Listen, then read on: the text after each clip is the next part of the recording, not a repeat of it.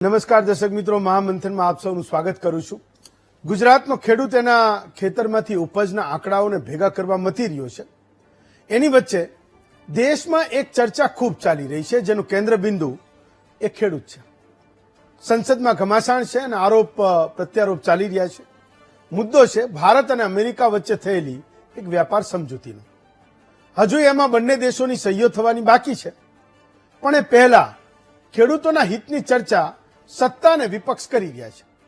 વિપક્ષના નેતા રાહુલ ગાંધીએ સરકારને 5 સવાલો દાગ્યા અને આરોપ લગાવ્યો કે અમેરિકા સાથે ટ્રેડ ડીલથી ભારતના ખેડૂતો સાથે સરકારે વિશ્વાસઘાત કર્યો છે। અમેરિકા પાસેથી ભારત શું ખરીદવાનું છે એની યાદી કોઈ કેમ નથી આપતા। ટ્રમ્પ સાથેની આ ડીલથી ભારત અમેરિકાનું ડમ્પિંગ ગ્રાઉન્ડ બની જશે એવો આરોપ રાહુલ ગાંધીએ લગાવ્યો છે। જ્યારે આ સવાલો સરકારને પૂછાયા કે ભાઈ ખૂબ ચર્ચાઓ છે, વિપક્ષે સવાલોને પૂછી રહ્યું છે કે આખરે તમે શું મંગાવવાનો છો, શું મોકલવાના છો અને એના ઉપર શું શું ટેરિફ છે, એની કોઈ યાદી આપો, જવાબ આપો, એનું કોઈ લિસ્ટ આપો।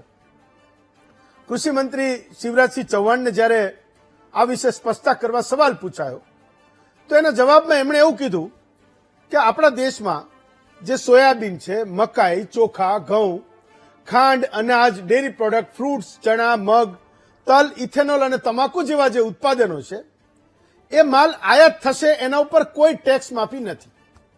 મિલ્ક પાવડર, ક્રીમ, દહીં, છાશ, માખણ, ઘી, બટર કે પનીર એ અમેરિકાથી આયાત નહીં થાય એવું કૃષિ મંત્રી અત્યારે કહી રહ્યા છે। તો ભારતના કૃષિ ઉત્પાદનો એ અમેરિકાને ઝીરો ડ્યુટી પર નિકાસ થવાના છે। ભારતના મુખ્ય પાકો, ફળો અને ડેરી ઉત્પાદનો વિશે અમેરિકા માટે કોઈ પણ દ્વાર ભારતે ખોલ્યા નથી એવું સરકાર કહી રહી છે। જ્યારે ખેડૂત પ્રતિનિધિ મંડળોનું કહેવું છે કે ઝીરો ડ્યુટી પર કપાસની આયાત એ દેશમાં ખેડૂતોને બરબાદ કરી નાખશે। સ્વામીનાથન કમિટીની ભલામણ પ્રમાણે આ વર્ષે કપાસના ટેકાના ભાવ મણે 2000 રૂપિયા હોવા જોઈએ, એની સામે 1542 રૂપિયા સરકારે નક્કી કર્યા હતા।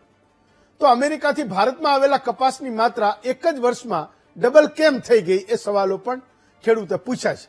આ તમામ ઘમાસાણની વચ્ચે ગુજરાતનો ખેડૂત આ ડીલ વિશે શું સમજે છે, એને આ ડીલમાં સમજૂતી થયા પછી, સહીઓ થયા પછી, હસ્તાક્ષર થયા પછી આખરે અહીંયા ઉત્પાદિત વસ્તુઓની અમેરિકા મોકલવાની થાય તો, અને અમેરિકાથી અહીંયા આવનારી એક ગુજરાતનો ખેડૂત અને એનો એક ગ્રાહક, એક નાગરિક એ વાપરવાનો હોય તો એની શું અસર થશે એની વાત એ પોલિટિક્સના એક દાયરાથી બહાર એ સવાલોના જવાબ મેળવવા આજે આપણે કરવાની છે। આજે આપણી સાથે 4 વક્તાઓ છે। ઉર્વિશભાઈ કંથારિયા છે, ભાજપના નેતા છે, મનહરભાઈ પટેલ છે, કોંગ્રેસના નેતા છે, દીપક મનોહર છે, એ એક્સપર્ટ ઇમ્પોર્ટના એ પોતે એક્સપર્ટ છે, અને વિઠ્ઠલભાઈ દુધાત્રા છે, કિસાન સંઘના નેતા તરીકે આપણી સાથે જોડાવાના છે।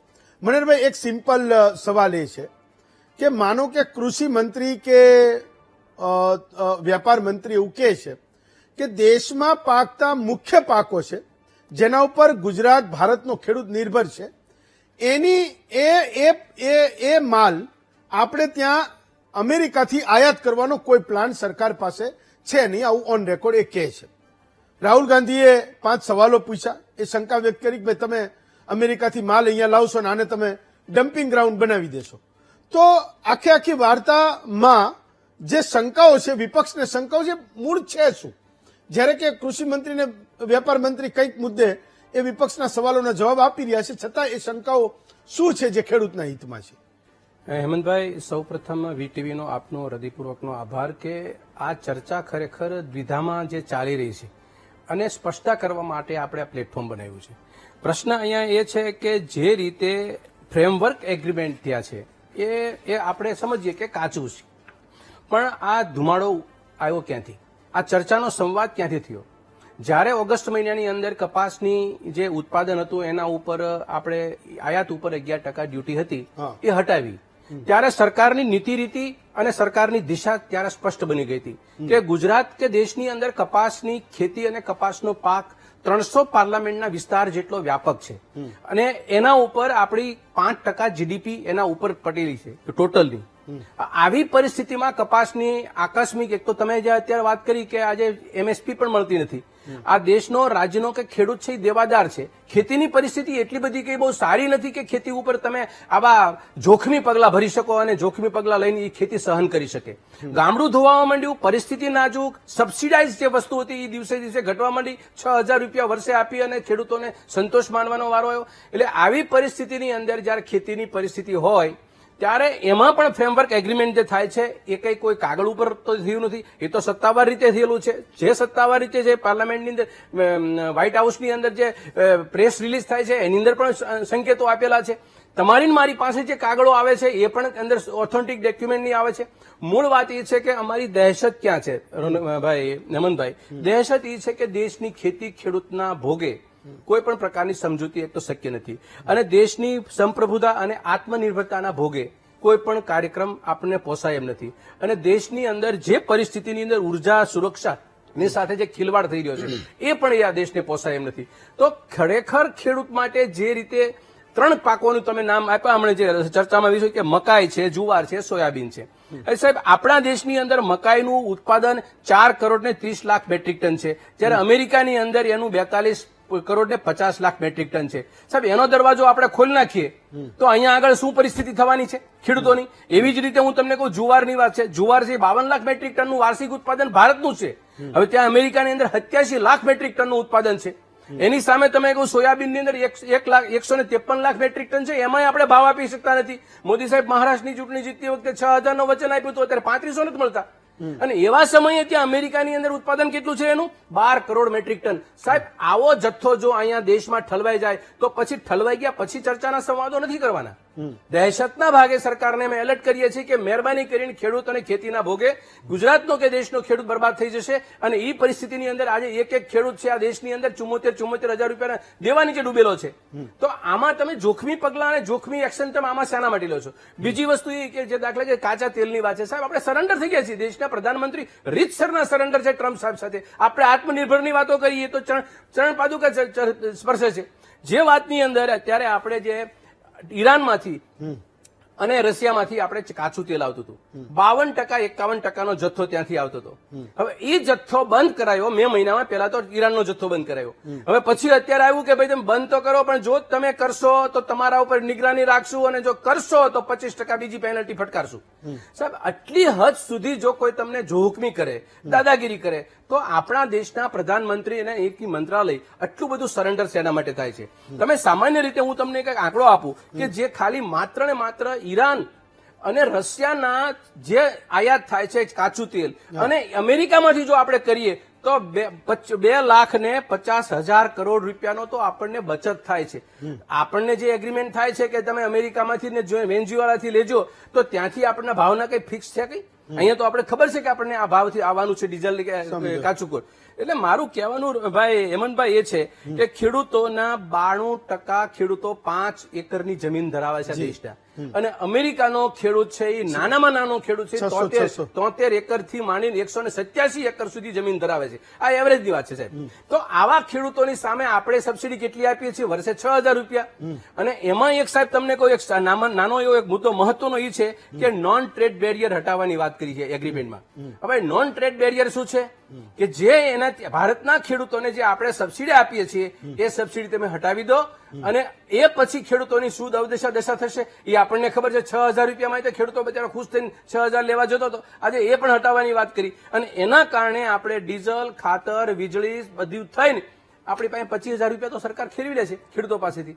તો ખેડૂતોને દેવાનું કશું નથી સાહેબ. અને જે લેવા આવે છે એ પણ નેચરલ ફોર્મમાં જે ખેડૂતોને આવી પરેશાની ભાગમાં આવશે. અને જો વહીવટી પ્રક્રિયામાં ખેડૂતોની સામે જો આવું દ્રષ્ટિપાત ન કરવામાં આવે વ્યવસ્થિત, તો પછી દેશની ખેતી અને ખેતી પ્રધાન દેશ તરીકેની આપણી ઓળખ ભૂસી જશે. ઉર્વિશભાઈ, એક મહત્વનો સવાલ એ છે કે ખેડૂતો એટલે પણ શંકા કરી રહ્યા છે કે 3 મહિનામાં આપણે ત્યાં કપાસ પર આયાત ડ્યુટી 11% હતી, એ 0% કરી. ગાર્મેન્ટ ઇન્ડસ્ટ્રીએ ખૂબ બધું કોટન એ આપણા દેશમાં લાવ્યા ને એમને પ્રોસેસ કર્યું હશે, એમને એ ફાયદો થયો હશે. સામે પક્ષે સવાલ વારંવાર પૂછાયો કે અહીંયા આટલું બધું પાકે છે, તમે બહારથી એને લાવશો તો અહીંનો ખેડૂત એ જાશે ક્યાં? એ કપાસને ક્યાં નાખશે? એ પણ આંકડા એવું કહે છે કે 2024માં જે કપાસની આયાત આપણે તે અમેરિકાથી ભારતમાં કરી હતી એનો આંકડો 2025માં ડબલ થઈ ગયો, કારણ કે 11% 0% થયા. હવે જયારે સરકાર એવું કહે છે કે ડેરી પ્રોડક્ટ્સને નથી આવવા દેવાના, તલ, મગ, ઘઉં જેવા પાકો જે આપણે ત્યાં નાનો ખેડૂત 1 વીઘા 2 વીઘા 3 વીઘાનો ખેડૂત પકવે છે એને પણ અમે અહીંયા નથી આવવા દેવાના. તો આ બે વસ્તુ જબરજસ્ત કોન્ટ્રાડિક્ટરી છે. તમે એવું કહો છો કે ભાઈ કેટલાક કૃષિ ઉત્પાદનો જે આપણે ત્યાં ખેડૂતો મહત્તમ પકવે છે એને અમેરિકાથી અહીંયા નહીં લાવવા દઈએ, અને સામે પક્ષે કપાસનો ખેડૂત એ જોવે કે 3 મહિનામાં આયાત ડ્યુટી 11%થી 0% કરી, તો એની અહીંયા શું હાલત થઈ? આ બંને કોન્ટ્રાડિક્ટરી વાત છે જે સવાલો અત્યારે પૂછાઈ રહ્યા છે. નો બહુ મહત્વનો દ્રષ્ટિકોણ છે. અને એક વાત તમે આવકારી હશે કે મનહરભાઈએ કહ્યું કે આવી દહેશત છે, એ બહુ એમણે સરળ રીતે વાત કરી છે કે જે કોઈ ખેડૂતના મનમાં જે દ્વિધા છે, આપે કોન્ટ્રાડિક્શન કહ્યું, એ ખરેખર પરિસ્થિતિ શું છે. તો સૌથી પહેલા તો હજી કોઈ ટ્રેડ ડીલ ફાઇનલ નથી થયું, હજી વાટાઘાટો ચાલી રહી છે. અમેરિકાએ કેટલાક પ્રસ્તાવ મૂક્યા છે, ભારતે પોતાની વાત મૂકી છે, અને ટ્રેડ ડીલ એક નેગોશિયેબલ ઇન્સ્ટ્રુમેન્ટ છે. એટલે નેગોશિયેબલ ઇન્સ્ટ્રુમેન્ટમાં વાટાઘાટો દ્વારા એકબીજાની માર્કેટ પરિસ્થિતિ જ્યાં સુધી સમજાય નહીં ત્યાં સુધી કોઈ પણ દેશ એમાં સાઇન નથી કરતો.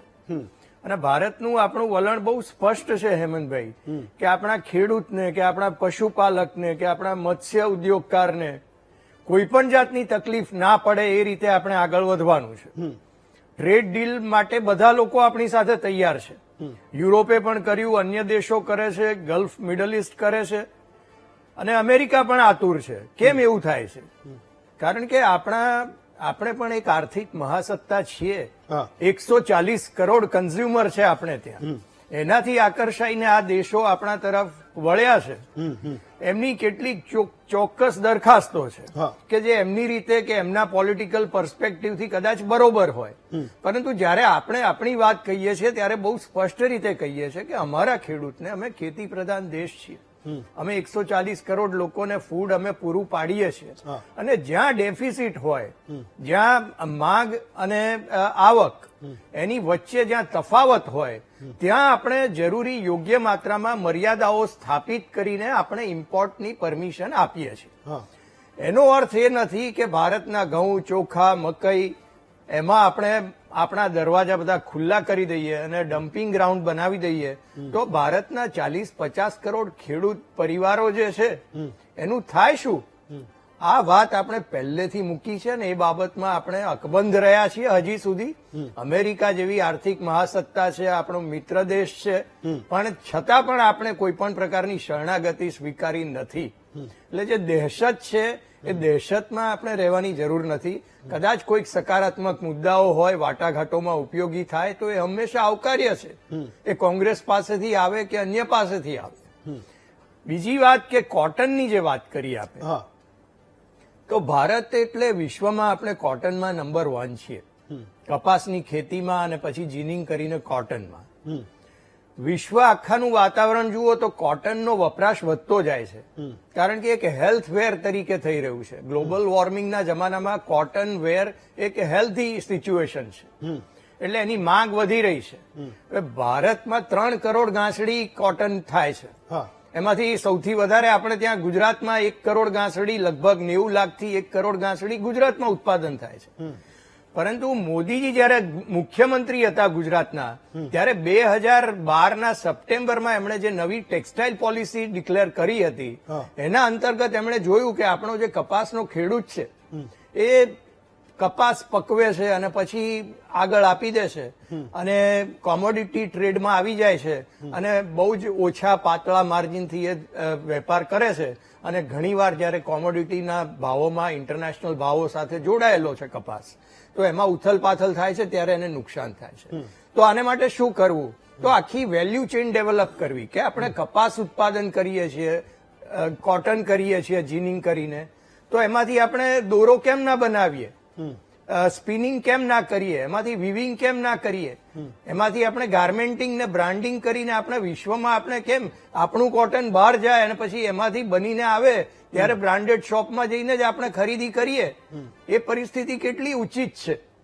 એ બાબતથી એમણે ટેક્સટાઇલ પોલિસીમાં આખો ફેરફાર કર્યો. જીનિંગથી સ્પિનિંગ કરવા માટે જે લોકો તૈયાર હતા આપણા જીનર્સ હા. એમના માટે એમણે ઇન્સેન્ટિવ્સ આપ્યા અને ઘણો ફાયદો થયો, બેન્કેબલ બન્યા અને લગભગ 90 જેટલી કોટન સ્પિનિંગ મિલો ગુજરાતમાં છેલ્લા 10 થી 15 વર્ષમાં આવી છે. હવે આજની પરિસ્થિતિમાં માંગના આધારે કોટનની માંગ જે છે એ જયારે એમાં જે પુરાંત કરવાની છે એના માટે જે રેસ્ટ્રિક્ટેડ લિમિટેશનમાં કોટન ઇમ્પોર્ટ કરવાની પરમિશન આપેલી હોય તો એ ભારતની ઇન્ડસ્ટ્રી અને સમગ્ર કોટન ઉદ્યોગના હિતમાં છે. કારણ કે આગળ જે સ્પિનિંગ કરે છે, વિવિંગ કરે છે, ગાર્મેન્ટ બનાવે છે સાઉથમાં, એ બધા લોકોને એનો ફાયદો થવાનો છે. કારણ કે રો મટીરિયલ ખેડૂતનો સવાલ એ હતો કે તમે સ્પિનિંગ વિવિંગ જે કંઈ કરો, દોરા બનાવો, જે કંઈ બનાવો, પણ માનો કે એ જ ગુણવત્તાનો કપાસ જ્યારે ભારતમાં, ગુજરાતમાં જ્યારે તમને અવેલેબલ નથી તો તમે બહારથી મંગાવો, પણ છે અહીંયા અવેલેબલ, એ ભાવ માટે મથી રહ્યા છે, તો બહારથી લાવવા માટે આ ડ્યુટી કેમ ઘટાડી, એ સવાલ હતો. જી હેમંતભાઈ, એક કોટન ટ્રેડ માટે એક બહુ મહત્વની વાત છે કે આ એક એવો ટ્રેડ છે કે જે એની ઇન્ટરનેશનલ લેવલે એના સ્ટોકની ડે ટુ ડે એની ગણતરી થાય છે. ઓકે. ક્યાં કેટલો વપરાશ છે, ક્યાં કેટલી ડેફિસિટ છે, એનો ખેડૂત સુધી એ પહોંચે છે માહિતી.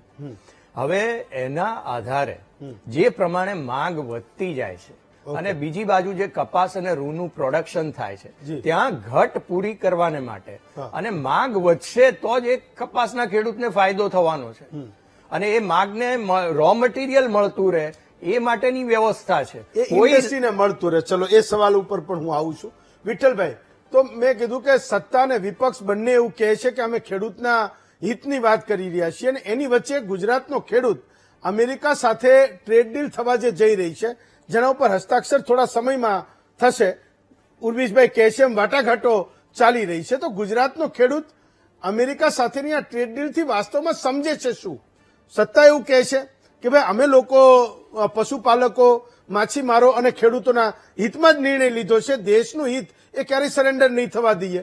જ્યારે વિપક્ષ એવું કહે છે કે અમેરિકાથી માલ અહીંયા એટલો બધો ડમ્પ થશે, જ્યારે કે તમે અમેરિકા એના પોતાના ખેડૂતને 60 લાખ જેટલી એક ખેડૂતને સબસિડી આપે છે, આપણો ખેડૂત 6-7 હજારની સબસિડી લે છે, એ ટકી કેમ શકશે? તો આ બંનેની વચ્ચે ગુજરાતનો ખેડૂત પોતાને ક્યાં જોવે છે?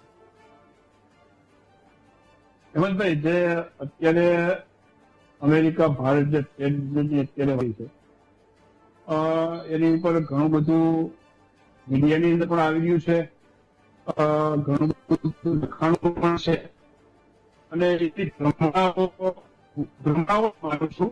હા, કારણ કે જ્યાં સુધી ખેડૂતોને એના માલના ભાવ ન મળે, ઘઉંના લગભગ 700 રૂપિયા 20 કિલોના જે ભાવ હતા અત્યારે 500 રૂપિયા થઈ ગયા છે. હા, ખેડૂતોને એના માલના ભાવ ન મળે એવી કોઈ પણ ડીલ પછી એને શબ્દોના નવા સારા ભાગા ફેરવી અને વ્યવસ્થિત રીતે બોલવી નથી થતો.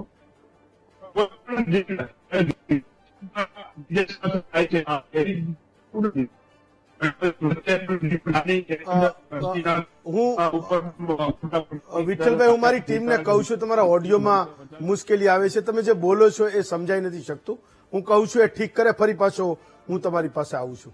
તો મનહરભાઈ, એક મુદ્દો તો સ્પષ્ટ છે કે ભાઈ જે પ્રોડક્ટના નામ કૃષિ મંત્રી કે વેપાર મંત્રી એવું કહે છે કે આ પ્રોડક્ટ અમે અમેરિકાથી આયાત નથી કરવાના, તો પછી એ કેવી રીતે ભારત અમેરિકન પ્રોડક્ટ માટેનું ડમ્પિંગ ગ્રાઉન્ડ બની જશે? એની દલીલ કોઈ નથી કરી રહ્યું. તમે લિસ્ટ માંગો છો, તમને લિસ્ટ નથી મળી રહ્યું, પણ એની સામે કૃષિ મંત્રી એવું કહી રહ્યા છે, જે વસ્તુઓને મેં નામ બોલ્યા કે ભાઈ અમેરિકાથી આટલી વસ્તુ આપણે આયાત કરવાના નથી. ડેરી પ્રોડક્ટમાં એમને દૂધ, દહીં, છાશ, પનીર બધાનું નામ લીધું કે આપણે નથી આયાત કરવાના. કેટલાક અનાજના એમણે નામ લીધા, ઘઉં આપણે નથી આયાત કરવાના, ચોખા નથી આયાત કરવાના, તલ નથી આયાત કરવાના, મગ નથી આયાત કરવાના, સોયાબીન આપણે નથી આયાત કરવાના. તો મુદ્દો છે શું? કેમ એ શંકાઓ ખેડૂતો વતીથી વિપક્ષ વ્યક્ત કરે છે કે ભાઈ તમે લોકો અહીંયા ડમ્પિંગ ગ્રાઉન્ડ બનાવી રહ્યા છો? હેમંતભાઈ, ગુજરાતી અને કાઠિયાવાડી ભાષામાં કહું ને, આ કાંઈ ખંજવાળીને હું ઊભું કામ કરવું છે? તમે એમ કહો કે દેશના એક પ્રધાનમંત્રી અને એક મંત્રાલય બેઠું છે એ અમેરિકા સાથે ડીલ કરે છે. 1 વર્ષથી ચર્ચા ચાલે છે. 1 વર્ષની ચર્ચાને અંતે ડ્રાફ્ટ આવ્યો છે, એની ચર્ચા છે અત્યારે. હવે ડ્રાફ્ટ આવ્યા પછી પણ સરકાર એમ કંઈક બોલે, પ્રધાનમંત્રી કંઈક બીજું બોલે, અમેરિકાનું વ્હાઇટ હાઉસનું પેપર કંઈક બોલે, કંઈ ને કંઈ અલગ અલગ છે. તો આટલી બધી ટ્રાન્સપરન્સી આવતી કેમ નથી? જે લોકોને મને તમને સરળ સમજાતું નથી તો ફાર્મરને ક્યાંથી સરળ સમજાવવાનું છે? અને બીજી વસ્તુ એ કે 11% ડ્યુટી જયારે તમે હટાવી કપાસ ઉપર, સાહેબ બધી વસ્તુ બરાબર, સરકાર એ વસ્તુ નિગરાની કરતી હશે, પણ અન્નદાતાઓ આપણા દેશની અંદર 60% ગામડામાં જીવતા લોકો 300 પાર્લામેન્ટની વિધાનસભા લોકસભાના મત વિસ્તારમાં કપાસનું વાવેતર થાય છે.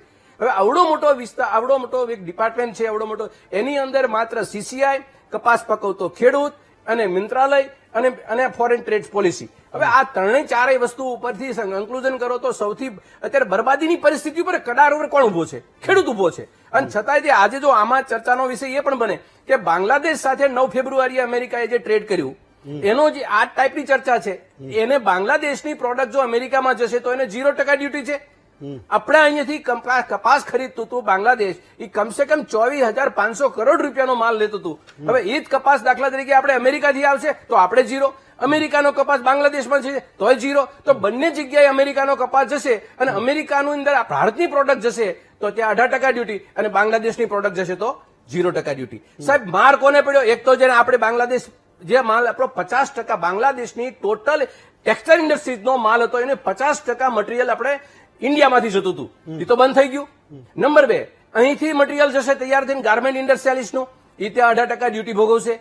એને પ્રમાણમાં બાંગ્લાદેશનો માલ અમેરિકામાં જશે તો 0% ડ્યુટી. તો અહીંયા ઇન્ડસ્ટ્રીયાલિસ્ટ ખતમ કરી ગયા, અહીંયા ફાર્મર ખતમ થઈ ગયા. તો એવી તો કઈ પોલિસી તમે રમી લીધી કે ના ઇન્ડસ્ટ્રી ઉભી રહે ને ફાર્મર ઉભો રહે અને છતાંય ત્યાં ફજેતા આપણા ઉપરથી થાય?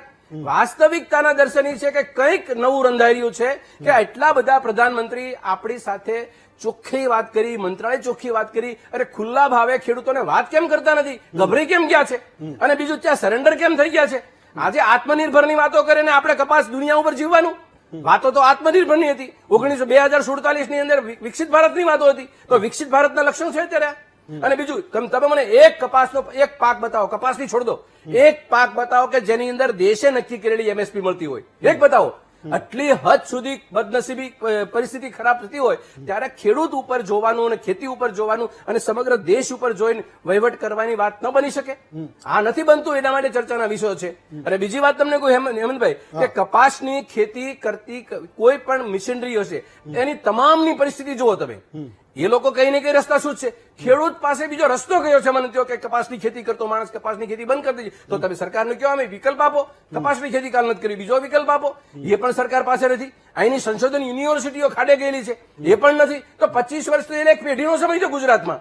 એક પેઢીની અંદર પરિસ્થિતિનું, નાજુક પરિસ્થિતિનું દિવસે દિવસે વાતાવરણ બનતું જાય છે. તો આની પાછળ જવાબદાર કોણ? તો એ જવાબ આપો. તમે ઇન્ટરનેશનલ ટ્રેડ પોલિસી વાત આવે નિષ્ફળતા કે સફળતા, તો અત્યારનો જવાબ આપો કે અમારે ખેડૂતોને કરવું શું? વિપક્ષનો વાત એટલો માત્ર છે કે તમે ખેડૂતોના દુઃખ દર્દ અને આંસુ પડે છે. જે આજે કોરોના કાળની અંદર ખેડૂતે ખેતીએ તમને બચાવ્યા હતા સાહેબ, એક માત્ર જીડીપી એના કારણે બધી. હવે એ ખબર પડી ગઈ કે આ નફો કરે તો એને ખડતો કરી નાખવાનો, એ બચવું ન જોઈએ એમ.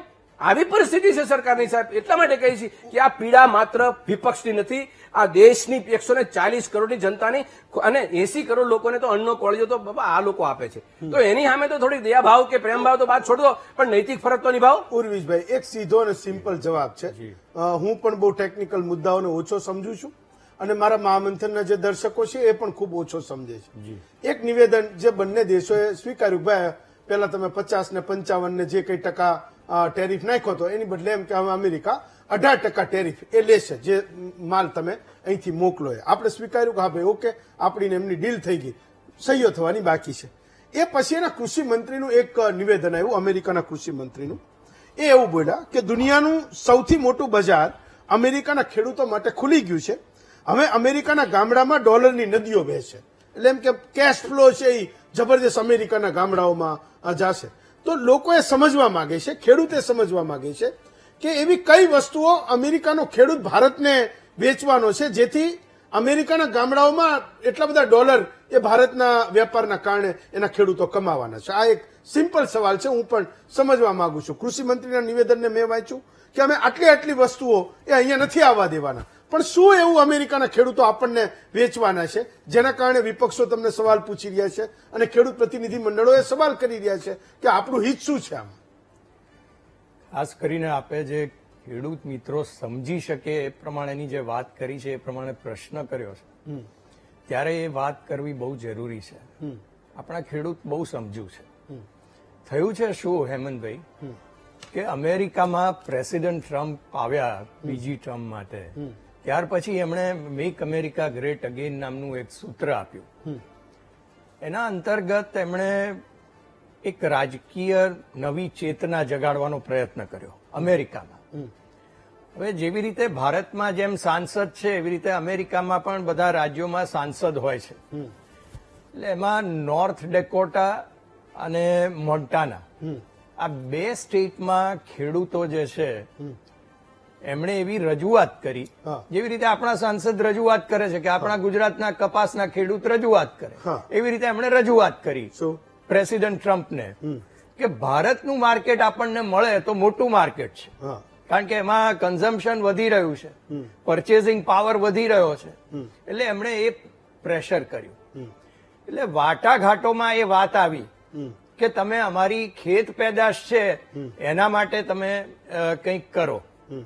પરંતુ ભારતે પહેલા દિવસથી તે આજ સુધી પોતે મક્કમ રહ્યા છે અને મોદીજીએ અનેકવાર કહ્યું છે, પિયુષજી ગોયલે પણ વાત કરેલી છે કે ભારતના ખેડૂતને કોઈ પણ પ્રકારની આંચ નહીં આવવા દઈએ.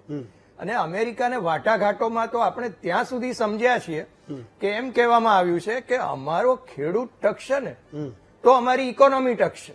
એટલે તમારે જે બીજી બધી જે વસ્તુઓ નિકાસ કરવી છે એ કરવા માટે તમારે માર્કેટમાં પરચેઝિંગ પાવર તો જોઈશે ને. અને અમારો ખેડૂતો જ નહીં ટકે કે અમારો એક ગાય બે ભેંસ એવી રીતે પશુપાલન કરતા હોય, એમની જે ડિમાન્ડ જે છે, એમની જે માંગ છે, એને લીધે આ ભારતનું અર્થતંત્ર છે, એને લીધે આપણે વિકાસ દર જાળવી રાખ્યો છે. પણ એ જ નહીં હોય તો તમારી પ્રોડક્ટ્સની માંગ જ નહીં હોય. એ તો સરકારની બેઝિક સમજ છે, એ તો સરા જાહેર થઈ પણ ચૂકી છે વાત. પણ હું એ કહું છું કે એવું તો અમેરિકાનો ખેડૂત આપણને શું વેચવાનો છે કે ત્યાં એ જબરજસ્ત ડોલર કમાવાનો છું, હું એ કહું છું. તમે એવું કહો છો કે મકાઈ નહીં વેચે, ઘઉં નહીં વેચે, ચોખા નહીં વેચે, ખાંડ નહીં વેચે, દૂધ નહીં વેચે, પનીર નહીં વેચે, ઘી નહીં વેચે, છાશ નહીં વેચે, માખણ નહીં વેચે, તો એવું શું વેચવાનું છે કે અમેરિકાનો ખેડૂત માલામાલ થઈ જવાનો છે? હું એ સમજવા માંગુ છું. આપણે શું એવું ખરીદી લેવાના છીએ એની પાસે? અમનભાઈ, જે વસ્તુ આપણે ત્યાં અપૂરતી છે, જેનું આપણે પ્રોડક્શનમાં આપણી માંગને પહોંચી વળતા નથી અને માર્કેટમાં જગ્યા છે, એવી વસ્તુઓને અમુક મર્યાદાના આધારે આપણે એમને છૂટ આપવાના છે. ઓકે. પણ ભારતમાં જે વસ્તુ સફિશિયન્ટ પ્રોડક્શન થાય છે, ખેડૂતને એના ભાવ મળે છે અને કન્ઝ્યુમર છે એને પોતાનો જે કંઈ વપરાશની જરૂરિયાત છે એ મળી જાય છે, ત્યાં આપણે કોઈ પણ પ્રકારનું માર્કેટ ઇન્ટરવેન્શન ફોરેન ટ્રેડ ડીલના આધારે નથી કરવાના. એ વાત બહુ સ્પષ્ટ. ઓકે મનહરભાઈ, તો મૂળ મુદ્દો એ છે, એ ઉર્વિશભાઈ જે પ્રકારે કહે છે જેટલું હું સમજ્યો છું કે આટલી વસ્તુઓ આપણે નથી ખરીદવાના. તમે સામે લિસ્ટ માંગો છો કે ભાઈ આટલી વસ્તુ તમે આયાત નથી કરવાના, તો તમે એક લિસ્ટ આપો કે તમે શેના ઉપર સહમતિ બનાવી છે. તો આમાં ખેડૂતનું હિત શું છે અને ખેડૂતનું નુકસાન શું છે?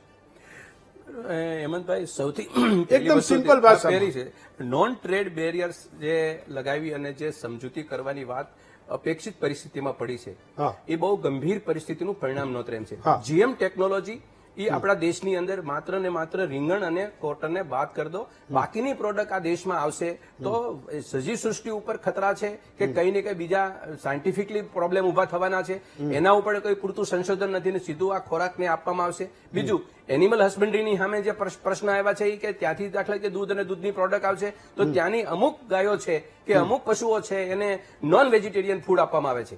હવે એના કારણે એનું મિલ્ક અને એના મિલ્કની બનાવટો આવશે તો આ દેશ તો હિન્દુઓના આસ્થાઓ સાથે જોડાયેલો છે, આના પણ પ્રશ્નો ઉભા છે. એટલે મારું કહેવાનું એમ છે કે નોન ટ્રેડ બેરિયર એ ખાલી માત્ર ને માત્ર શબ્દ નથી સાહેબ, આખા દેશને કવચની જેમ પૂરી અને ઉપર ધંધો કરવા માટેનું એક પ્રકારનું કમિટમેન્ટ છે. અને એ કમિટમેન્ટ ઓલરેડી અત્યારની જે પરિસ્થિતિ છે કે જે રીતે આપણે એને ફ્રેમવર્ક એગ્રીમેન્ટ કર્યું છે એમાં તો સંમત થયા છીએ.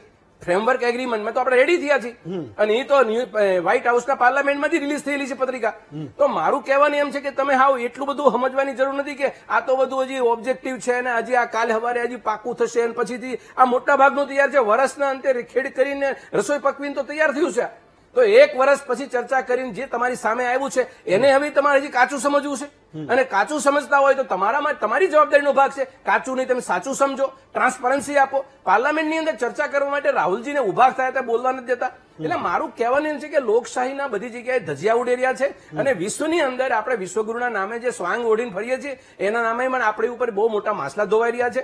જ્યારે દેશ રજૂ થાય છે ત્યારે માત્ર પ્રધાનમંત્રી રજૂ નથી થતા, 140 કરોડની જનતા રજૂ થાય છે. 140 કરોડની જનતાના દુઃખ દર્દ ઉપર એક વ્યક્તિએ વિદેશની અંદર મુસાફરી કરી ત્યારે એ ધ્યાન રાખવું જોઈએ. એ ધ્યાન આપણાથી નથી રખાણું. એના કારણે પરિસ્થિતિનું સર્જન થઈ રહ્યું છે. સાહેબ, બાંગ્લાદેશ સાથે જો વ્યવહાર કરે અમેરિકા એવો જ વ્યવહાર ઇન્ડિયા સાથે કેમ ન થઈ શકે? 140 કરોડનું માર્કેટ જોતું છે જેમને, એ રાષ્ટ્રપતિ એ ભારતના પ્રધાનમંત્રી સાથે વ્યવહાર કેમ ન કરી શકે? એને કેમ આવી પરિસ્થિતિનું સર્જન થઈ શકે? આખો દેશ જાણતો થઈ ગયો યાર કે અમારા પ્રધાનમંત્રી સરેન્ડર છે. આત્મનિર્ભરની વાતો છે, માત્ર આત્મનિર્ભર છે નહીં, આ તો ટ્રમ્પ નિર્ભર થઈ ગયા છે. આ પરિસ્થિતિની અંદર દેશને મૂકવા પાછળની કઈ એવી મજબૂરી છે? આ દેશને મજબૂત ગણવો કે મજબૂર ગણવો? આ પરિસ્થિતિનું નિર્માણ કર્યું કોને? આ મેસેજ છૂટ્યો છે દેશની અંદર. આ મારી તમારી વાતો કરવાથી, મીડિયાની વાતો કરવાથી ઘરે ઘરે જે વાત પહોંચી ગઈ છે એ કોઈ બંધ નથી થવાની. એટલા માટે કહે છે કે અમે જબરજસ્ત દહેશત નીચે દેશ છે કે આ દેશનું પ્રેઝન્ટેશન છેલ્લા 12 વર્ષમાં જે થઈ રહ્યું છે એ દેશની એક એક વ્યક્તિ સાથે ખિલવાડ થઈ રહ્યો છે. ખેતી ખેડ સાથે એક સોદો થઈ રહ્યો છે, દેશ સાથે સોદો થઈ રહ્યો છે. સાર્વભૌમત્વ અને દેશની જે સામ પ્રભુતા છે એની સાથે પણ ડીલ થઈ રહ્યું છે. આ ડીલ કોઈને મંજૂર ના હોઈ શકે, વિપક્ષને ના હોઈ શકે, નાગરિક પણ ન હોઈ શકે. ઉર્વિશભાઈ, એ શંકાઓના જવાબ જો અત્યાર સુધી સરકાર આપી શકી હોત તો હું નથી માનતો કે આ વાત અહીંયા સુધી પહોંચી હોત, જો ખરેખર એ ખેડૂતોના હિતમાં કઈ હતું તો. હેમંતભાઈ, વાત પ્રવાહી સ્વરૂપે છે. અત્યારે વાટાઘાટો ચાલી રહી છે, પરંતુ આપણે જયારે કોંગ્રેસના જે માનનીય બધા વક્તા હોય છે એ વાત કરતા હોય છે કે અમેરિકા સાથે આપણે શરણાગતિ સ્વીકારી, તો જયારે યુરોપના 27 દેશો સાથે આપણે ટ્રેડ ડીલ કર્યું એમાં આપણે કોઈ પણ ભારતનું હિત આપણે જોખમમાં નથી મૂક્યું. એના માટે એક પણ શબ્દ નથી ઉચ્ચાર્યો. અને જે ટ્રેડ ડીલ હજી થયું જ નથી, જેના માટે ભારત મક્કમતાથી આગળ વધી રહ્યું છે, એના માટે દહેશત તો આવકાર્ય છે. દહેશત હોય, તમે કન્સર્ન્સ પણ રજૂ કરો, પણ દેશને વેચી નાખ્યો છે, ખેડૂતનું હિત આપણે જોયું નથી. આ બધી વાત જ્યારે આ એ જ ભારતીય જનતા પાર્ટીની સરકાર છે કે જેણે સ્વામીનાથન કમિટીના રેકમેન્ડેશનને આધારે પડતરના 1.5 ગણા એમએસપીના ભાવ નક્કી કર્યા છે. એના લીધે ખેડૂતની આવકમાં સુધારો થતો ગયો છે. એ હંમેશા એ ફાયદામાં જ રહે અને એકદમ સતત ફાયદામાં રહે એવું કોઈ માર્કેટ ઇકોનોમીમાં શક્ય નથી, કારણ કે આ માર્કેટ ઇકોનોમી છે. પરંતુ ખેડૂતના ભાવ માટે ભારતીય જનતા પાર્ટીની સરકારે જે કર્યું છે એ હજી સુધી સ્વતંત્ર ભારતના ઇતિહાસમાં થયેલું નથી.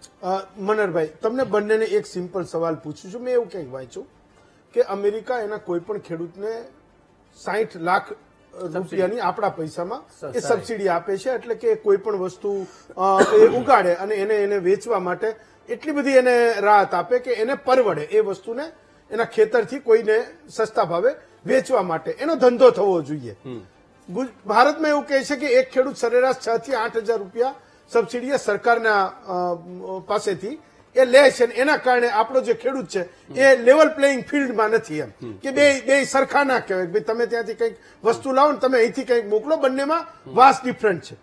શું ખરેખર જે ખેડૂતો સવાલ પૂછી રહ્યા છે, વિપક્ષ જે વાતને કરી રહ્યો છે એ જ છે કે કોઈક એવી વસ્તુ, કોઈ પણ વસ્તુ જે આપણે ત્યાં નથી બનતી પણ અમેરિકા એ અહીંયા મોકલશે તો દેશના લોકોને વપરાશનો તો ફાયદો થશે, પણ જે લોકો આપણે ત્યાં નથી ઉગતું એ અહીંયા આવશે તો એની સામેના જે તમામ સવાલો છે એ ખોટા સવાલો છે એવું કહે છે.